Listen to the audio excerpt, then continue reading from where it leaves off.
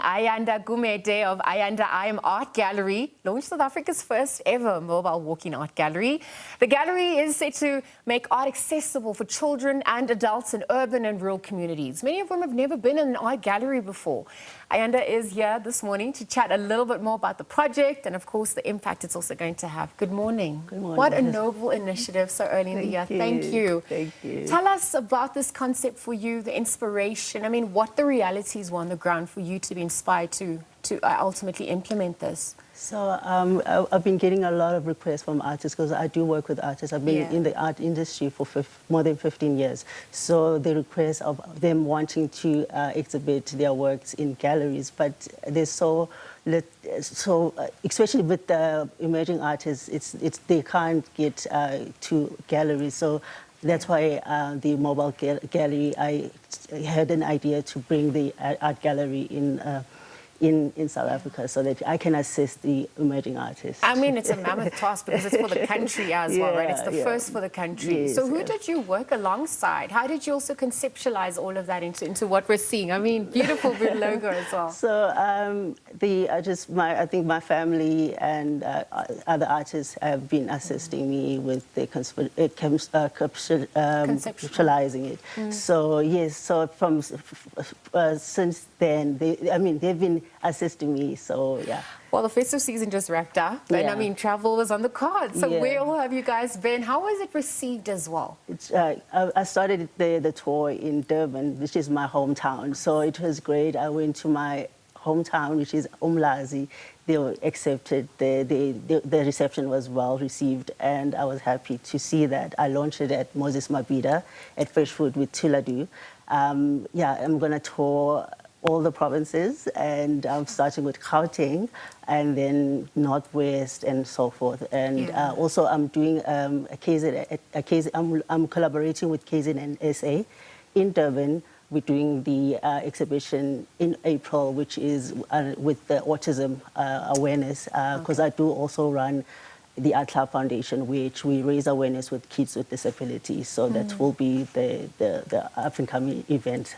Okay, so there's lots on the calendar. A lot. But even if you look at the artists that get to exhibit as well, you've spoken to how you work with so many over the past few years, but how do you select them for each province as well? And because beauty's in the eye of the beholder, explaining art to people to understand the value of it, right? Particularly from an Afrocentric point of view. Yeah. How do you edutainment people on that front?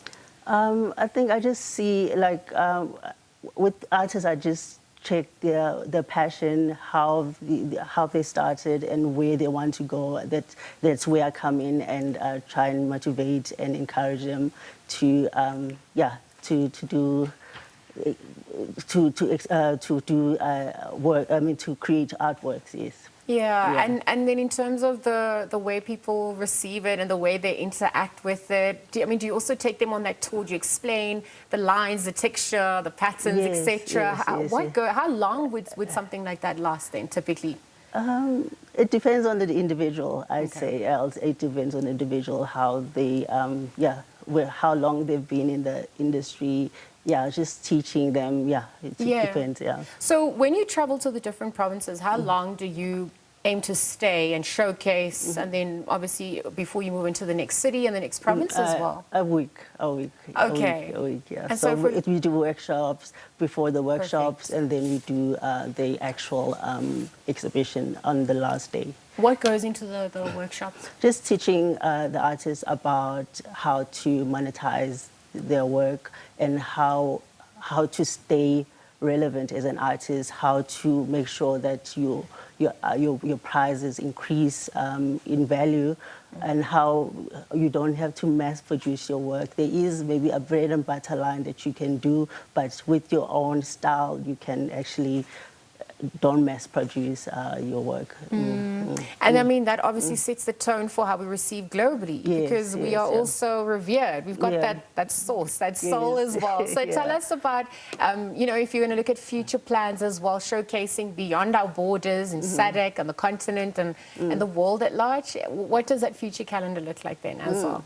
At the moment, I'm still working with SA, and we'll take it maybe once I'm done with Southern Africa, then I'll be able to explore the other countries or other, yes. Who are some of those artists that we should be looking out for at this point, that you really, and why? Yes, okay. So I do have interns, which is they're in DUT.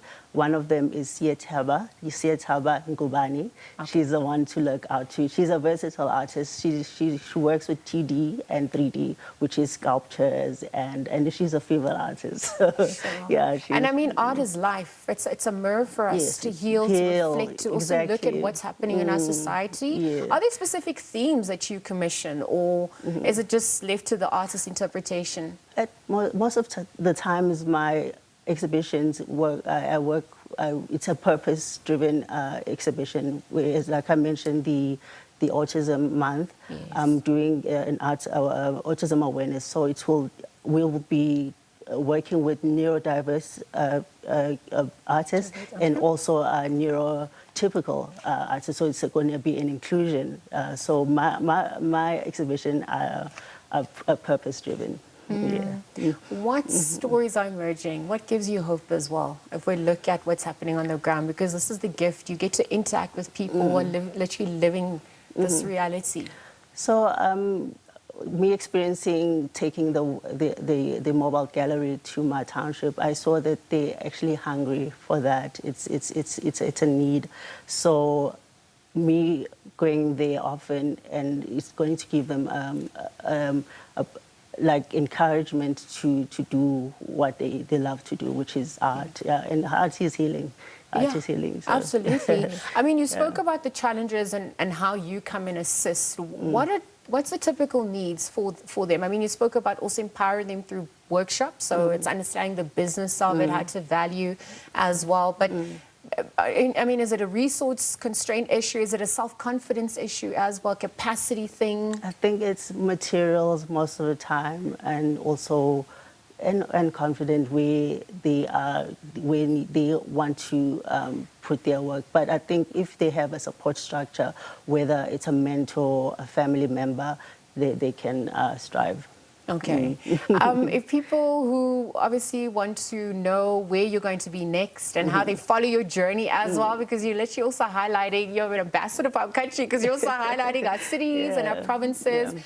How do they go about doing that as well? What's the best way to also prepare yourself before entering that sacred space? Okay. So they can go to my website where you can find info, which is www.ayandaartgallery.com, or my Instagram page, which is ayanda.imartgallery. Yes. Okay. So yeah. Well, the proof is in the pudding. You guys continue with that journey. Thank you for stopping by, for telling us about this endeavor, and wishing you just all the best of us. Stay safe, and thank you for empowering the next generation as well. Thank you so much. I appreciate it. Ayanda, this morning, Ayanda Art Gallery, South Africa's first mobile walk-in art gallery, taking to the streets, the townships, making art accessible for everyone. We're just joined by the founder, Ayanda Gumede, telling us about this initiative. They started back in November, and we're obviously looking at the different cities and provinces that they'll continue to tour, whilst also empowering artists, the next generation. So thank you again to her for joining us at this hour.